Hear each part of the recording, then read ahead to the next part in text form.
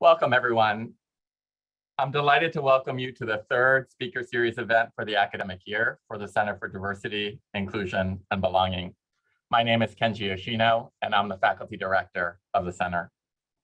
I'd like to start by thanking the sponsors of our speaker series, which include Cleary Gottlieb, Cravath, Davis Polk, DLA Piper, Fried Frank, Latham and Watkins, Paul Weiss, Sullivan and Cromwell, Wachtell Lipton, Weil, and White and Case. And for this event, I'm delighted to introduce our distinguished guest, Professor Katie Milkman. Professor Milkman is a professor at the Wharton School at the University of Pennsylvania and the co-founder and co-director of the Behavior Change for Good initiative.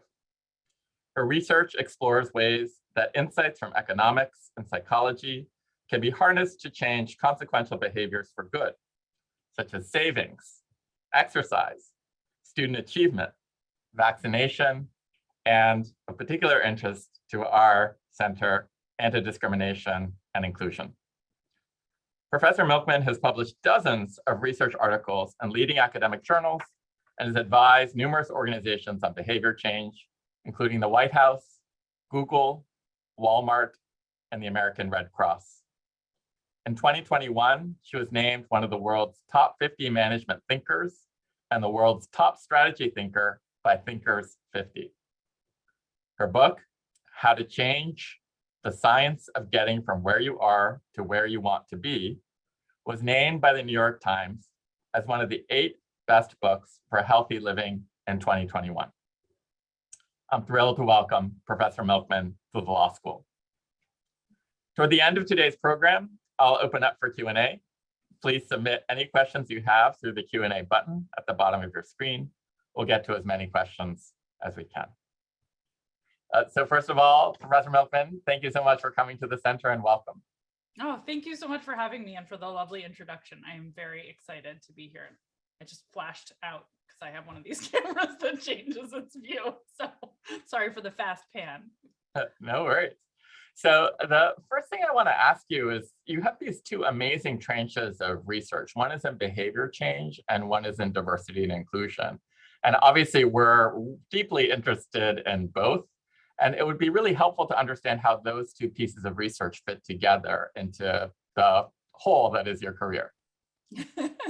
Yeah, no, it's a great question. Thank you for asking. And it is a funny combination. Most people in the behavioral sciences world where I sit study either race and gender, inclusion, diversity issues, or behavior change issues around things like, health and wellness, educational outcomes, financial outcomes. But I study both, which is weird. I straddle 2 worlds. And the way I actually think about it, or thought about it, I should say, originally, when I got into both lines of research, was really sort of, I had a central area of focus, sort of like when you're a student in high school and you're like, oh yeah, school, that's my number one thing. And then I had an extracurricular activity that was pretty separate and just, a passion of mine. And I saw my central area of focus as being thinking about issues related to self-control problems, improving people's outcomes when it comes to wellness, financial wellness, health and wellness, educational outcomes. That was my central sort of day job. And then I was just interested in diversity and inclusion issues. And that was my extracurricular. And I got interested in that extracurricular really because as a graduate student, I got a PhD in computer science and business. And for the first time in my life, when I looked around, I saw just a complete lack of diversity in terms of demographics. So as a high school student, as an undergraduate, there were lots of other women around. There were lots of underrepresented minorities in my orbit. And suddenly I got to graduate school, and in computer science and business, everything looked different. There were no women anywhere to be found in the computer science area. And there were also essentially no underrepresented minorities. And I was startled by this and wanted to understand better what was going on. So this became sort of a side passion project, and then it evolved, and it sort of took on a life of its own. And I've started to see actually a lot of cross-pollination between the 2 areas, but it all kicked off as just this itch. And actually with Dolly Chugh, who's at NYU at the Stern School and is one of my favorite human beings. and Modupe Akinolu is a professor at Columbia. We all teamed up on a project that really changed my life, and I think changed theirs too, where we ran this massive audit experiment. And an audit in academia, an audit experiment is where you basically go out and you try to see, is there racial or gender bias? And you do it by looking and seeing whether or not people are treated the same way. If everything's the same about them, but you randomize their name or their identity in some other way.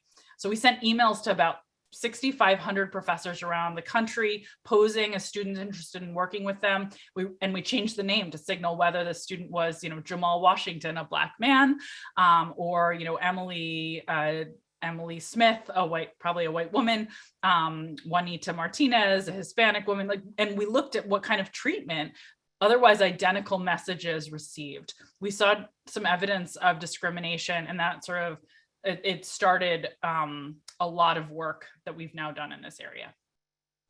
It's wonderful. And what would the fix be for that bad habit? Because actually that was on my list of questions to ask you, because this is a kind of study that has haunted me. The study, it's Akinola, Chug, and Milkman.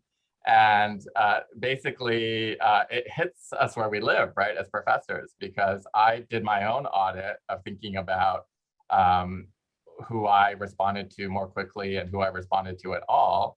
And I discovered these disparities, as you found in your study. And I lead a center in diversity and inclusion, for goodness sakes. And so that led me to kind of implement a rule that said, I'm going to give myself 48 hours to respond to all, emails. And I can't say, as people even on this call will can attest to, that I'm always able to do that, but at least the aspiration is clear. So how did I do? I mean, is that the kind of habit that you would recommend? Because I'm curious about how we fix that once we ascertain that we have these bad habits. Yeah, it's a wonderful question. By the way, I'm curious about how we fix it too. That's like what all my work focuses on, really from there on, is how do we fix it, as opposed to just exposing problems. I think that, that is the $1 million or the $1 billion question. Sorry, adjust that expression for inflation. Maybe the $1 trillion question. How do we fix it? So first of all, let me just say, we detected bias, but maybe it wasn't as bad as it could have been, which is not an excuse for professors, but it varied in its degree of severity. When people were making decisions about whether they'd interact with a student in the future, we saw a fair amount of bias. So there wasn't much in the present. When people got sort of a quick email, like, can you see me today? Actually, a lot less bias arose, which is interesting. So when we make these quick decisions, stereotyping wasn't as involved as when we made the long-term judgment, which in a way is really bad news, because most of the judgments that matter aren't the hot decisions. They're like, who do we admit? Anyway, but that is what we found. We also found more bias at private institutions than public, and in higher paid professions than in lower paid professions. So bad news, we're both at private schools and in like professional schools where the incomes tend to be higher. So we're sort of like in the hotbed of it, the worst stuff. I'd also say that there was a lot less bias against women than there was against underrepresented minorities. And by the way, also overrepresented minorities, Asian students in our sample were treated atrociously, which was really upsetting and somewhat surprising based on some other data. But those are some things I just wanted to shine a light on about that study. The study was helpful because it said, okay, we need to solve this problem, and here's where it's worse.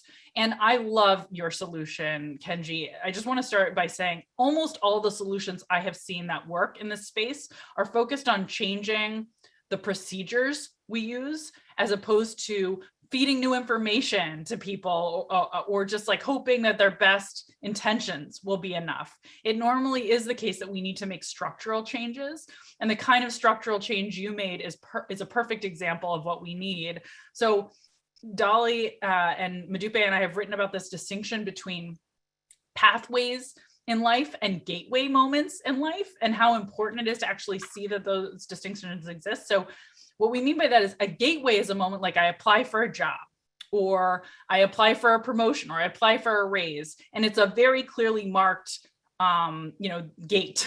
And normally we have firm procedures that guide, okay, how will these hiring decisions be made? How will these promotion decisions be made? It's more likely that we've thought deeply about trying to prevent bias from seeping in. It doesn't mean we always will, or that we always have thought deeply, but it's more likely that there's some kind of procedure, and it's not just an ad hoc process. Okay, so that's gateways. On the other hand, we have pathways, and responding to an email is a pathway. Anytime you're having a casual interaction, who you invite out for drinks on Thursday night to hang out with, who you respond to when they ask for help, whose door you knock on when you're thinking about an opportunity. Those are more pathways. You don't normally have a formal process for figuring out like what's the right thing to do in those pathways. And that is really dangerous in terms of bias. And one of the things we wanted to highlight with this study, and that I think is really important to recognize, is even in those pathway moments, it can have a big impact how you behave. Whether or not you respond to, say, a prospective PhD student who wants you as a mentor, that's the difference between them applying to a PhD program and not. That's a huge deal, but we don't think of it. We just make these casual gut decisions. So like you, Kenji, what I do now is I have implemented a rule, and I try to have rules as often as possible in life so that I can treat people the same, as opposed to using my judgment, my intuition, is this person worth my time, to guide those decisions. That's when all the bias can creep in. And so I love your rule of I will reply to all emails within 48 hours.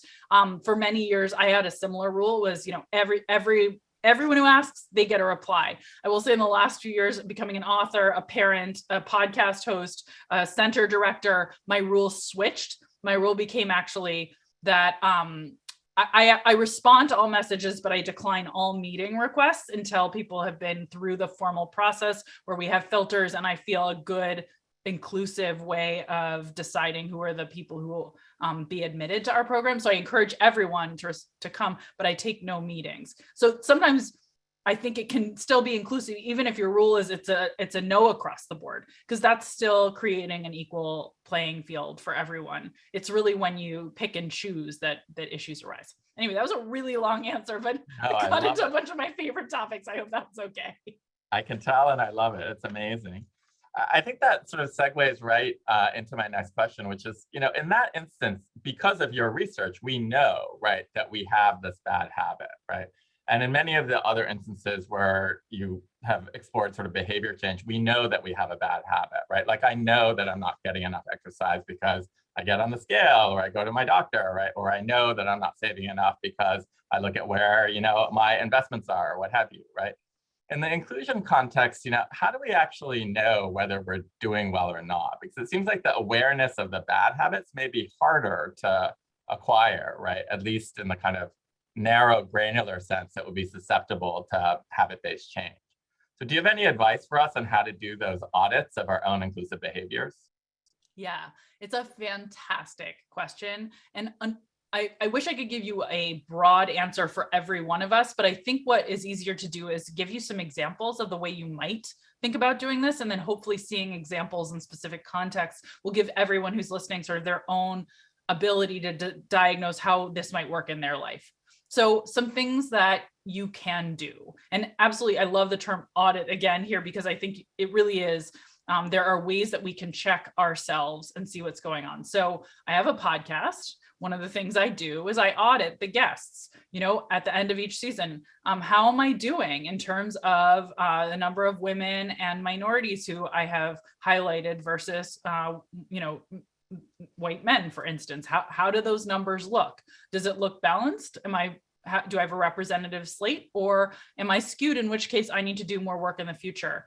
I wrote a book, and the book includes references to a lot of people's work. It includes stories about exemplars. When I wrote that book, I went through carefully after I had a first draft, and I counted. And I said, how is the representation? Am I telling stories exclusively about one type of people? Am I highlighting research exclusively about one type of people? Do I need a better balance? And I went back and made revisions because I found that my book was skewed in directions that I wasn't comfortable with. I look at the composition of all of the scientists affiliated with the research center I run. We just finished an audit, account, not only in terms of race and gender diversity, in terms of diversity of disciplinary backgrounds, because we aim to have a wide range, computer scientists, economists, sociologists, lawyers, doctors, psychologists, and we audit on all those dimensions, assistant professors and full professors. So there's a lot that you can do. And in my calendar, I've even done audits to look at how am I spending my time? What proportion of my time am I spending with people from different groups? How am I devoting that resource? So I think depending on what it is you're producing, there's a lot of different ways you might think about doing those counts, doing those audits. But I think it's really important as a first step to take a careful look at who you're representing, who you are interacting with, and make sure that it represents who you want it to. Because it may be that you have certain ideals and you think you're doing fine and you no reason consciously to worry, you think you treat people fairly.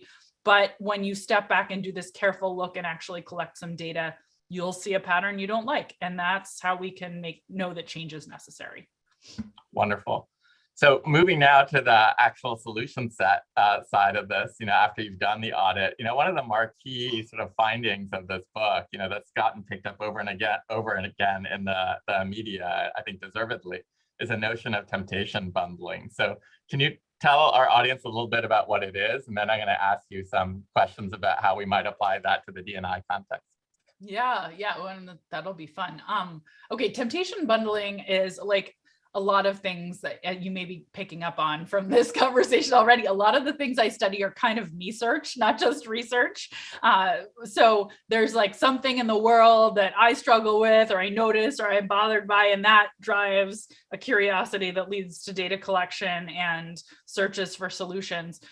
In this case, it was like it's the most me-searchy thing I've ever done. So as a graduate student, not only did I notice a lack of diversity, but I noticed that my own mental health and productivity struggled when I didn't get to the gym. But I also noticed that at the end of a long day of engineering classes, all I wanted to do was curl up on the couch and binge watch lowbrow TV, or read a novel, something that took my mind off things. So I wasn't getting my work done and I wasn't getting to the gym.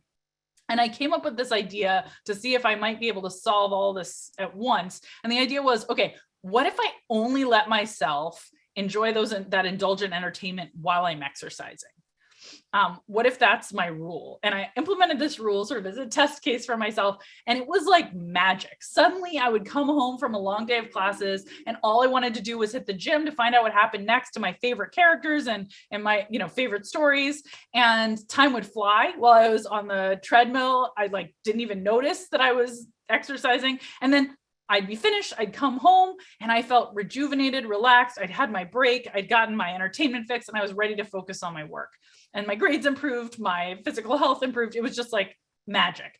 So I've now studied this. I call this temptation bundling, and I've studied it as a broader concept than just like my own personal N of one solution, to look at whether or not when we combine something that's a source of fun, a source of pleasure, a temptation, with a chore, and only let ourselves indulge in that temptation while we're engaging in that chore, it turns out to improve follow through on all sorts of things we might attempt to do. So I've studied it in the context of exercise and temptations like audiobooks or TV shows. I have a colleague who studied it and showed that giving students the opportunity to combine things they like markers, music, snacks, with doing math worksheets actually increases persistence in math classes over, despite the intuitions of math teachers that this would be a disaster. In general, when we can make it more fun to pursue our long-term goals, we think it will be a distraction, that we will get less done in the moment, but in reality, it keeps us coming back. It makes it more enjoyable. We don't procrastinate. We look forward to the activity and we persist longer. So we often have the wrong intuition. We think no, I just have to find the most painful way to get this done possible, when in reality, that's going to lead to a lot of quitting. And finding a way to make it enjoyable, it reduces procrastination, increases engagement, and follow through. Great. So I want to ask a kind of general question about temptation bundling before we go to the D&I aspect of it. And I'm afraid this is a bit of me search as well, because I read your book and then I tried this temptation bundling, and the context is very similar to the one that you described in the book. So in the new year, I joined a new gym, and then I discovered this mystery author, Louise Penny, who I'm obsessed with now. She's written 17 books, incredible, or 17 books in a particular series. So it's like, I'm only going to do this when I'm on the treadmill, right? So I'm going to be like a milkman devotee, right? So I'm now in book 7 of the Louise Penny series, and I've been to the gym 2 times, right? So something went radically, horribly wrong, right? And the thing, as far as I can tell, what went wrong is, and I think I'm just on the sad tail of your bell curve, but I think what went wrong is, instead of saying this actually makes a gym experience so much better, I was thinking this makes my like mystery novel reading experience so much worse, right? So do you find that? Do you find people say like, why make work out of this pleasure, and this degrades as kind of mindless, pure entertainment if I have to bundle it with the chore? It doesn't ennoble the chore, it degrades the, thing that you are excited about. Yeah, that's a huge it's a great point. So when temptation bundling works, it's because there's complementarities between 2 activities. And right, so that's nerd econ speak for basically saying 2 things that are better together than separately, like peanut butter and jelly. That means there's a complementarity, like each one is good, but when you put them together, magic. So if you can find things where they accentuate each other, then you're going to get good outcomes from temptation bundling. And that's going to depend on the person. When you find things that are a mismatch, you're not going to see good outcomes, because you're going to be like, well, no, actually, I'd rather do this apart from that. So for me, I actually had a similar experience. For me, I actually don't like watching TV at the gym, but lots of people find that's the magic for temptation bundling. For me, that's like too much sensory input. I can't follow the show plot. There's too much going on. I found it only works for me to do it with really lowbrow audio novels. It can't even, and I love high quality fiction, but high quality fiction is too subtle. It needs to be, and sorry if I'm insulting anyone's favorite author, but it needs to be like James Patterson. Like if you miss a chapter, you still know that the good guy is trying to get the bad guy and there's some obstacle and you can pick right back up. So I'm getting a little in the weeds, but the real point I'm trying to make is it's not surprising to me at all that in your search for a temptation bundle, you might hit a bump in the road and like you didn't find a complementarity and you just then were like, actually, I just want the temptation on its own. But I think for many of us, with a little bit of tweaking and searching, you can find the things that are like peanut butter and jelly, where the guilt is washed away. It sounds like you don't have guilt about reading the novels. You have a busy life, you're accomplishing plenty, you deserve that indulgence. But some of us do have guilty pleasures, whether it's, watching the latest Bachelor episode or listening to some podcast that we sort of feel a little ashamed of. And we wouldn't be up to doing it unless it's in this context where we can throw guilt out the window and just purely enjoy it. So when you can find those, that's where I think the magic happens. Very helpful. So there's hope for me yet. I'll keep tweaking. Just keep searching. You haven't found the right temptation bundle yet. So this brings us to D&I, right? So, I know you didn't think about temptation bundling. I think this is more in the behavior change bucket than it is in the D&I bucket. But could I just sort of invite you out to play with me here and to say, if I were to think about temptation bundling in the diversity and inclusion context, I asked you to choose whatever is helpful, but let's say I want to be a better ally, right? What kinds of bundling could I engage in to make sure I do that more consistently, or really any other D&I behavior that that all of us struggle to sort of be our best selves at. And so we might sort of bundle it with something in order to make sure that it becomes more ingrained as a habit. I can give both. I have like a very concrete answer that came to mind and an abstract answer. So let me start with like a concrete one, which is sometimes I give the example for temptation bundling of like, only let yourself go to a favorite restaurant or indulge in a favorite food that's not so healthy or good for you when spending time with a difficult relative. And I don't think that's the version of it. That's not D&I, diversity and inclusion, but you could imagine there are like difficult conversations to have, or like difficult interactions because of issues related to diversity and your discomfort with them. And can you think of like what would make that actually a pleasure instead of a chore? Would it be doing it at saving a favorite restaurant for having those conversations, or bringing together the group of people that needs to be at the table, and like, could that sort of alleviate some of the pain by creating spaces that are fun space or rock climbing spaces, where you do the activities and have the engagement you need to have. So there's some element of it that you're really looking forward to, even if there's going to be some tension. That's my like concrete answer, is like, can you do it with the place or the activity that you surround these conversations with, so that there's something about it that you're looking forward to? The abstract answer would be, I think the most important takeaway from the work on temptation bundling is that we persist at things we enjoy. And we don't tend to have that intuition. So Ayelet Fishbach at the University of Chicago and Caitlin Woolley at Cornell University have done a lot of great work on this mismatch between our intuitions and reality when it comes to the importance of fun in achieving our long-term goals, that most of us think like grit, fortitude, resilience, like let me just push through, just do it like Nike says. That's the way we get there, and we find the direct path to a goal and we take it, and that's the best. When in reality, research shows that's when we quit. And instead, we need to find ways to make the path enjoyable. Instead of saying like, I will just push through this hard thing, we need to say like, how do we make it less hard? How do we make it enjoyable? How do we make it a source of pleasure?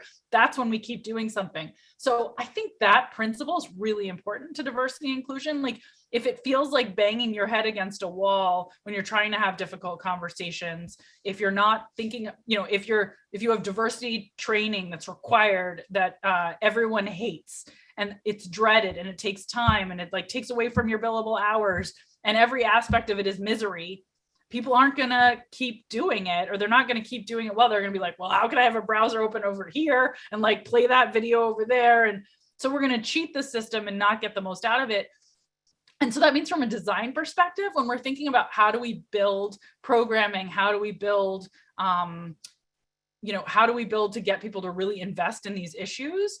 We need to find ways to actually make the activity of learning more about D&I, learning more about our colleagues, bonding with our colleagues, something that's a source of pleasure and not this painful must-do checkbox. That's the like abstract takeaway, I think, from the temptation bundling. I love that. One of the organizations that we've worked with at the center says that they have these D&I videos that are so popular that people wait for it. And the analogy that was made, they said that they wait for this to drop like the next season of Game of Thrones. And so me and my team at the center reviewed this, and it was definitely not Game of Thrones. We were like, we have a really different understanding of Game of Thrones, but it was still actually really enjoyable, right? And I think actually was manifested, and not just how much people, watched it, but how often they watched it and how good the uptake was afterwards. So I'm a huge fan of that approach as well. So I want to take another idea in your book called the fresh start effect and see if we can apply that to the D&I context as well. So you note that people are much more likely to adopt better habits at moments where they feel like there's a new beginning. So most obviously, we're not so far away from our first, the January 1st, we're not so far away from the beginning of the year, or when they've moved homes, or when they're starting a new semester.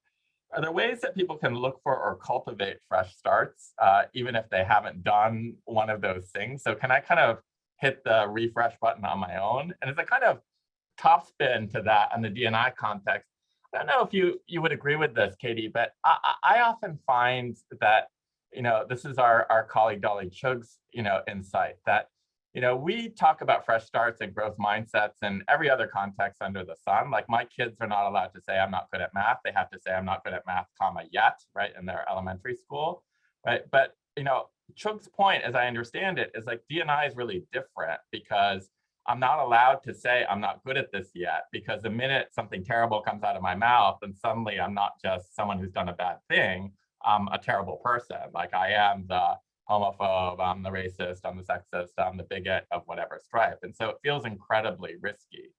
So I guess as a top spin to that, are there fresh starts in D&I? Are there ways in which we can make this field more forgiving, right? So that fresh starts are more available, right, to all of us, because we all need, right, a chance, I think, to hit the reset button from time to time and to say, I really messed up there. Let me just turn a new leaf. Or otherwise, it becomes a kind of villain origin story, right, where we so shame or cancel the person that they become a adamant opponent of D&I. Yeah. Okay, those are really great questions. So, okay. First of all, let me talk about fresh starts and the psychology of them for a minute, because I think that'll help. And I do think there's an application here, but it might be a little different than what you have in mind.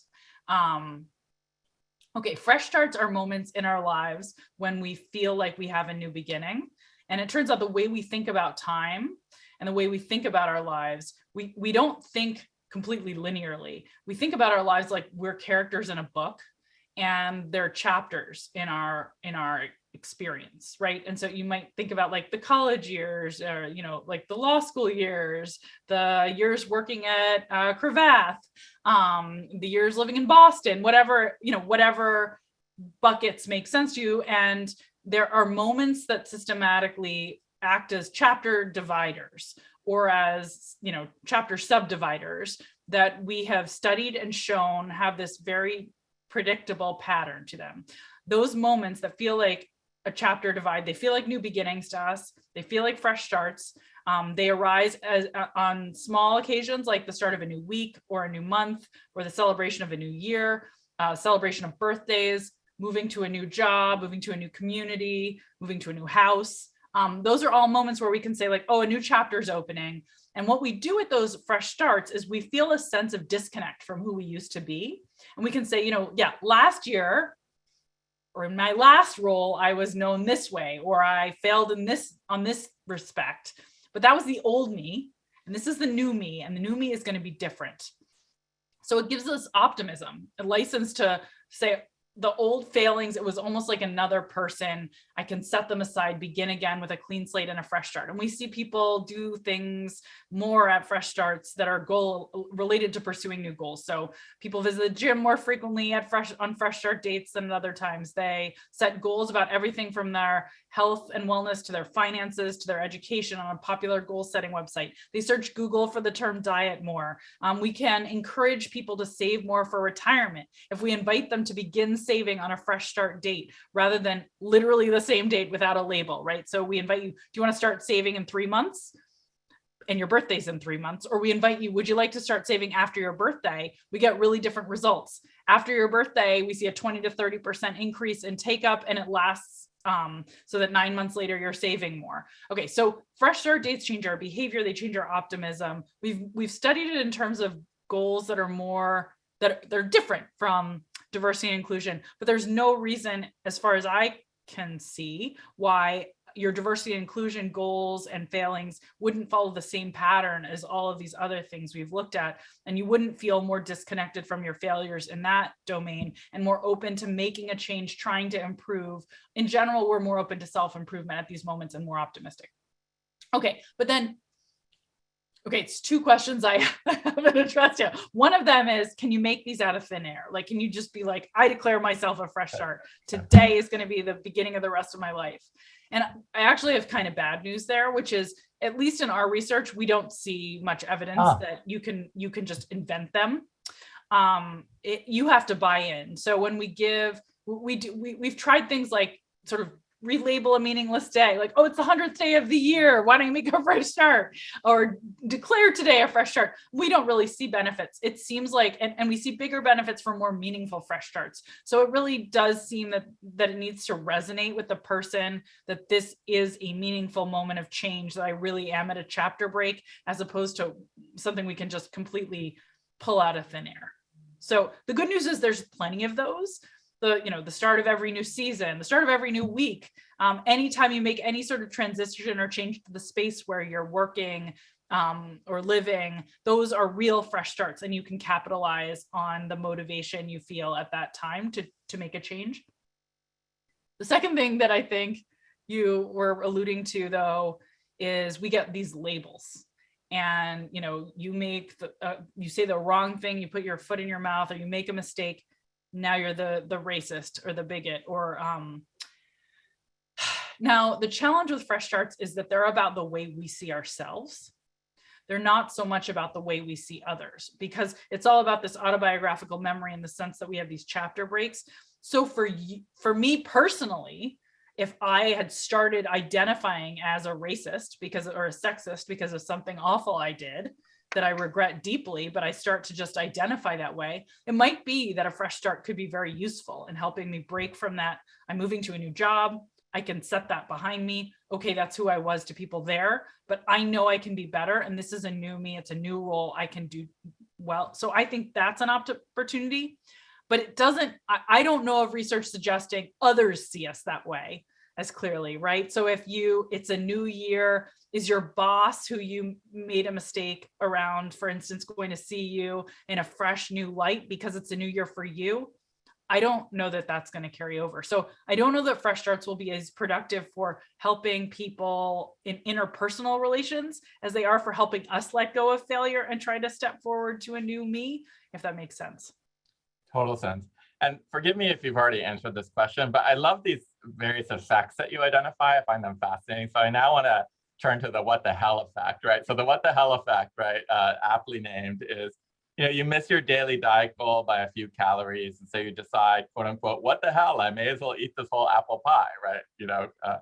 So this effect seems like it could be a particular risk in D&I, right? Because we're all making mistakes constantly, right? So if you make a mistake and then you think, oh, what the hell, this is hopeless, I'm either going to kind of be the villain in the villain origin story, or I'm just going to withdraw, right? I'm just going to say I'm not going to be as active in D&I because, what the hell, I've tried and it hasn't worked, right?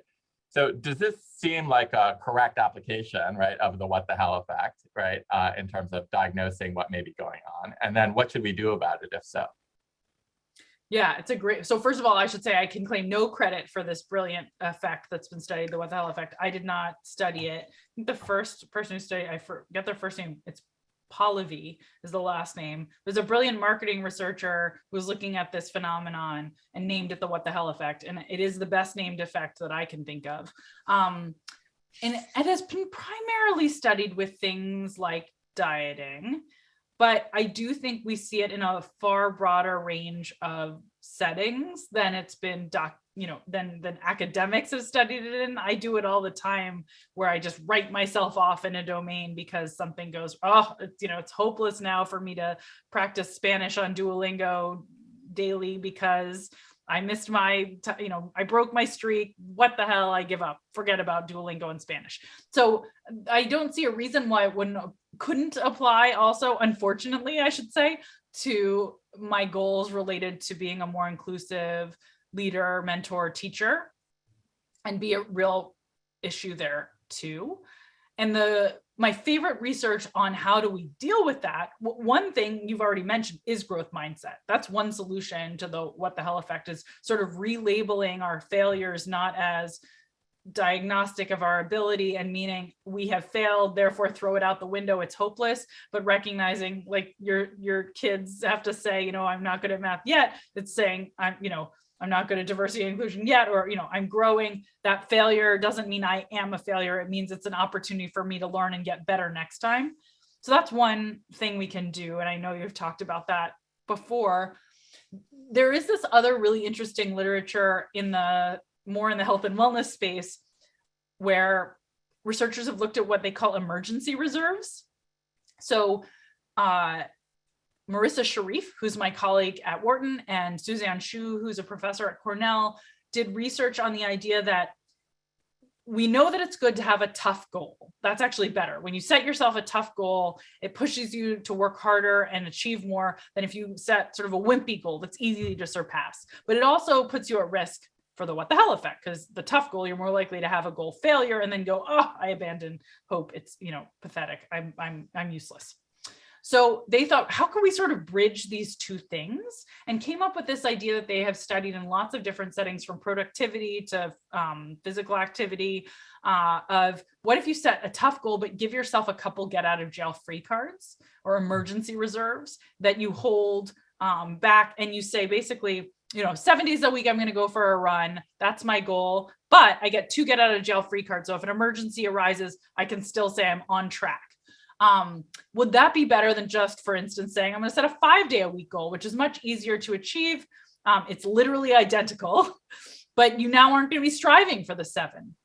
What they found is it's best to have this emergency reserve. It's better than the tough goal alone, where you get the what the hell effect. It's better than the wimpier goal because you're still striving for the best possible outcome, but you don't give up on yourself. So there may be ways that in the D&I space, we can think about giving ourselves that kind of slack or emergency reserves. Like, you might imagine talking to your team and saying, like, I have the goal to say nothing that will offend anyone all year, to nail it on diversity and inclusion. That's my goal, but let's agree that I get 2 slip-ups and you'll forgive me. at some level you might say like, oh, is that really the way we want to do this? Because then what if somebody decides they're going to like say a slur because they like haven't hit there. But the idea is that it's an emergency. And so it's in this literature, the finding is generally it doesn't motivate you to do something because you're still aiming for the goal. You just have a way to fall back and not abandon hope when there is a moment of failure. And you can say like, okay, that was bad. It's not going to happen again. And we're going to give that an emergency write-off, and we're going to stay on track. So I don't know, it's a little different in the diversity and inclusion space than in these other spaces. And I worry slightly that it could lead to misbehavior, but it's an idea. I love that. All right, so we have some wonderful questions coming in, and I'd really encourage folks to keep submitting questions, and we'll get to as many as we can. The first one actually is really goes to the heart of the project, which is, I'm concerned that calling this phenomenon, and I think that the questioner means is the phenomenon of bad D&I behavior, a bad habit, may be viewed as trivializing the problem. Is it really just a habit, or is it something much more deeply ingrained? Yeah, it's a great question. I don't think I actually have ever used that terminology in my work and of calling it a habit. And I think, Kenji, you were trying to bridge these two worlds of, I do research on habits, and I've written a book called How to Change that's really about health and retirement savings and study goals, sort of like about productivity goals. And we're sort of trying to bridge that world and this other world that I inhabit, where I do research on diversity and inclusion. And I think I do agree with the point that I think there are similarities, but I don't think habit is the right. It's not the way I would probably refer to diversity and inclusion that we want to build. I mean, I don't see anything wrong with trying to be, as a habit, more diverse and inclusive, but I don't think it's just habit. I also think it's, and as Dolly would say, the smog we breathe, the world around us has fed us these beliefs, these intuitions that lead to mistakes, and they're more than habit. There's structures behind them that support them. Whereas, so I agree, it is much more than habit. But I do, I think, Kenji, where you're coming from, I'm putting words in your mouth and I'm curious what you think, but it's maybe some of the things we've learned from research on habit could have application to be helpful in this space where it is more than a habit. Yeah, no, I found this question really helpful as well, because, it strikes me that what we're really trying to combat is much deeper forms of systemic bias. And then I've always thought of the solution to that as being primarily itself systemic or structural in nature. So we had Iris Monette come here in sort of year one of our speaker series and talk about her wonderful book, What Works, Gender Equality by Design. So that's like the design it away from yourself. This is really where our conversation began, right? Of like to have these rules.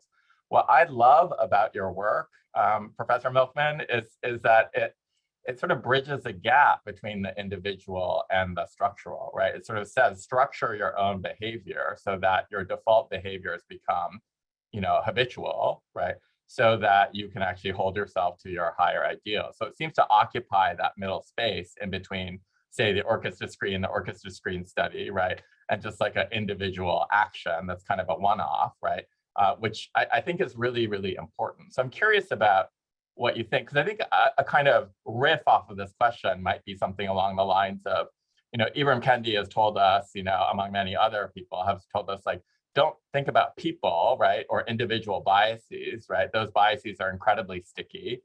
Think about systems or policies and change those systems and policies. So what struck me as really interesting about your book, right, and its potential application to D&I is that we have another arsenal or another quiver in our arsenal, right? To say it's not just the kind of Iris Monette structural issues. You can also work on this at the individual level. And that's what I was trying to get at, perhaps inartfully, by talking about good habits, right, as the antidote to bias, right? Rather than simply thinking about it as either structures or nothing.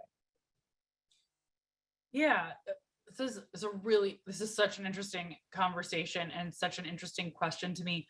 I will just say I come down from the work I've done pretty strongly that I think structural change is more impactful than individual change. I've done research on trying to change the individual's mind, trying to design really good diversity trainings, and just well, I did one massive experiment with 3,000 people randomly assigned to go through a diversity training we thought was state of the art, best available evidence and science built in. And half of the people didn't go through it. And then we looked at a bunch of real behaviors downstream. And we found that the diversity training could change attitudes, but essentially nothing on behavior changed. And the only thing it changed, and this was completely unexpected, is it seemed to lead, it was more focused on gender than on, well, actually it led in both dimensions, but it led women to look out for themselves more and underrepresented minorities to look out for themselves more in the subsequent months. We had been trying to get other people to treat women and minorities differently, and instead women and minorities behaved differently after going through the training. So it was like not changing what we expected at all, basically alerted them that there was a problem, and they ended up being more proactive about seeking out same sex or same race mentors in the subsequent time. But mentors were no more willing to work with women and underrepresented minorities. Okay, so why did I sort of mention that study? I think it's one of many that makes me cynical about the degree to which, even with giving people all the best possible tools, it's feasible to change them. And the way that I think there's two levels here is more, okay, we can change structures, like we can change, an entire organization's hiring processes, and that's going to be really useful. But an individual can also change structures. I wouldn't say an individual can just change themselves by like learning the diversity as an issue. I don't think that does much. I'm not against it. I don't think there's any reason, awareness may change your attitudes, which may change the way that the organization you choose to be a part of, or the way you vote, and those things can have big implications. But what's more useful, I think, is if individuals change structures, just the way we no longer make decisions ad hoc about who you'll respond to when you get these mentoring emails. You have a structure in place. You say, I'm responding to all of them. That is a structural change, but you've made it at the individual level. So I guess what I'm trying to say is I don't think it's an unconscious. You're not changing things in your unconscious. You're not necessarily changing yourself. You're changing the procedures you follow, which is very much like an organization changing the procedures it follows. And that's where I see the individual agency. Yeah, I love that. So here's another one that goes to the organizational level. And I should say, one of the things that, I think is incredible about your work is you are inside these organizations. So this is very much in that vein. With many companies moving to embrace hybrid models of working, do you have any recommendations of how they can systemically and individually promote inclusive behavior? So this goes to the, let's move from the individual to the organization and say, if you have those policy making, remits, right, what should you be doing? I'm super nervous about this, and diversity and inclusion. I know lots of people are nervous about this. And the reason I'm nervous about it, you can probably guess, right? And maybe you've talked about even in the series before, is that we know women and minorities actually are going to, in many ways, it's likely that women and minorities will adopt work from home or hybrid more than others, given sort of extra need for flexibility often and extra constraints in those populations. But there's a risk that if we keep rewarding people the way we always have, which is often based on like those water cooler conversations and FaceTime, we may end up punishing the people who opt into remote or hybrid work and rewarding the people who come in, and actually exacerbating inequality in our organizations by like creating these structures which seem appealing on the survey from like a survey level, that it's going to be appealing and increase inclusivity. We could end up like promoting women and minorities even less, and it could reduce inclusivity. So that's the what we're all worried about, everybody thinking about D&I. And I mean, there's other issues too, but that's a thing, that's a fear. And I think it's really important for organizations to have their eye on that ball and not be reactive, like, oh, shoot, we had more women and minorities who took the hybrid option, and now we promoted 0 women and minorities, but rather to proactively plan for how are we going to make it possible for people who choose those hybrid options to succeed in our organization at exactly the same levels as the people who don't. If we're going to offer this option, which I think is great in general for the world, for inclusivity, because again, a lot of the people are going to face constraints that are going to make those commutes and the ability to, roll off and go pick up your kids or deal with an elderly relative. The people who are going to benefit most are often going to be the people we care most about from a D&I diversity and inclusion perspective. We still need to figure out what's the evaluation criteria. How are we going to give this, make this a level playing field? So I wish I had an answer. I wish I could tell you the number one answer I have is like, go in with your eyes open, think carefully about the evaluation metrics you're going to use for promotion, advancement, raises, and so on from now on, and make sure that they are not going to be sensitive to that choice, and that they're going to allow you to advance people who make the decision to be in that hybrid environment at exactly the same rates as others. How is a different question, and that'll probably depend on the organization. That's great. No, thank you. So this goes to the motivation issue, right? So I'm going to bundle these two really terrific questions together. So one is, can a system change when those who are within the system and positions of power are unwilling to change? If so, how, right? So can you unilaterally, as the person who's kind of lower down in an organization, sort of change the kind of habits or customs or mores of an organization? And then more broadly, but relatedly, I think, what kind of motivation is required to make change in this area?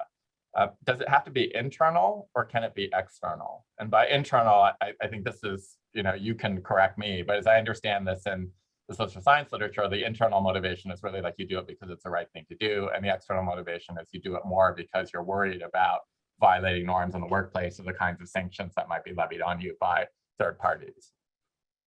Oh, wow. Those are both great questions. I'm like, we could talk about each of those questions for an hour. Okay, can an individual at the bottom of a totem pole make a difference? I mean, this is like one of the coolest things about human beings is the answer seems to be yes, right? That it's harder, certainly if you're at the top and you can control everything, it's always easier to make an impact, but small, even at the bottom, if you have the ability to, speak up at a town hall about something that's on your mind, or, create an affinity group, or, change just the culture in your team by pointing out that, and I should note, I don't have my pronouns because I was eating lunch before this, and I need to change my default settings, but by being, changing the norms around displaying your pronouns and pointing out that that's important. There's all sorts of ways that you can make your team, your organization more inclusive and draw attention to the issues you're concerned about. So I absolutely think no matter where you are, you can have a positive impact. But of course, if you're at the top, there's a lot more opportunities to make the kinds of structural changes that are most valuable. And at the bottom, you're going to probably want to be lobbying for that to try to get the structural change that's so important made. Okay, and then I lost in memory the second point. Second one was internal versus external motivations. Yeah. Yes. Okay. There's, this is so, I think it's so interesting, but the good news is external motivation works, right? I mean, in a dream world, we all have the internal motivation, but we don't live in a perfect world, but the external motivation can be very powerful.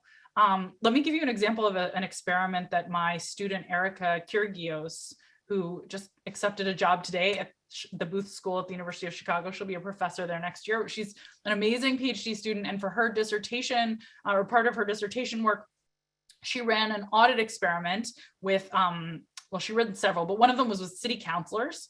And so thousands of city councilors around the country received emails from, and again, another email audit experiment. You can see that some of these things relate to each other.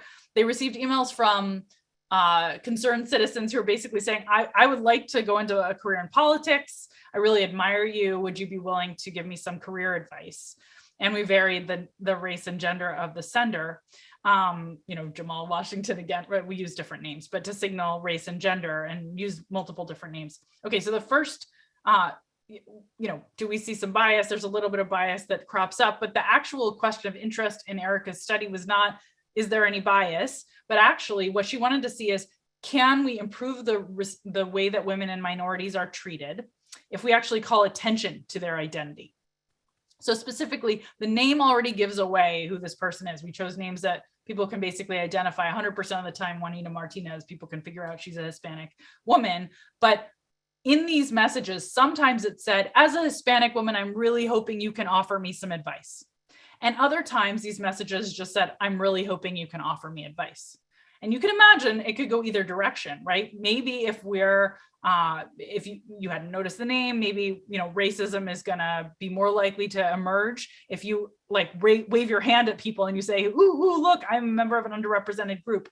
But what we suspected might happen is that if you mention your identity, it's going to call to mind the idea that I am asking you specifically in this sort of identity group. And if you don't respond to me, I'm going to assume it's partly because you don't treat people from this group, or you don't value people, you don't treat us equally, or you don't value us equally. So the idea was actually to create a sort of more of an external pressure just in the messaging. And what we saw is it had a huge benefit to state your identity. Even though when your identity is leaked by your name or someone sees who you are, sometimes that could be harmful. When someone yells like, oh, I'm an underrepresented minority, I'm hoping you'll help me, everybody, and it was across the board. It didn't matter if it was a Republican or a Democrat. It didn't matter if they were in the South or the North. It didn't matter if it's a big city or a small city. Everybody's more responsive when you did that. So to me, that was about external, and we did subsequent studies. That seemed like it was harnessing the power of our external desire to not feel prejudice, to not feel like when a person from a minority group tells us, I need your help as a member of this group, we don't want to respond the wrong way. We don't want to appear prejudiced. And that turned out to be a very useful tool in this context. Fantastic. So we're heading close to time, so I'm going to do some bundling of my own with these last two questions. So, one is actually my moderator's prerogative sort of follow-up on your description of the study where the state-of-the-art study didn't yield effects with regard to the people it was targeting. I wonder if we would still regard that as a failure of the training, given that it sounded like the individuals who did change their behaviors kind of were put on notice about what they could expect and what standards they could hold people to, right? So could we actually see a kind of silver lining there, even if it didn't actually land with its target audience? And then just to broaden this out a little bit with this last, terrific question, in your research, how effective are more experiential D&I trainings, role plays, other exercises at changing behavior versus the less effective, more cognitive trainings that you mentioned, right? So another way to put that maybe would be, is there a way to make these more fun, right? In the way that people would actually embrace them rather than adopting the grit perseverance model, right? Adopting something that feels much more like sort of joy, right? Or kind of engagement, or, actual excitement about being part of the training. And what would that look like if that's on the table? Okay, so let me take those two questions in turn. So, okay, the first one is about maybe this diversity training we tested isn't a failure because it got women and minorities more worried about the reality they faced and they were more proactive. I totally agree with that positive spin that there was some benefit from diversity training, but I do think it's important to point out that's not the impetus for diversity training traditionally in organizations. The goal is to get the goal is to try to create an organization where the people with power tend to be to treat women and minorities better. So under that stated goal, diversity training is not achieving what it's supposed to be achieving. If you roll out diversity training because your goal is to change people's attitudes, knowing it will have no impact on behavior, and get women and minorities to advocate for themselves and be appropriately frightened that things might go wrong, okay, then it's going to be successful potentially. But I think the policymaker needs to go in with their eyes open about what they can gain, because the evidence does not support it's going to achieve the goals most people roll it out to try to achieve. In terms of, can we make it fun? Are there other ways to do it? Can it be more interactive?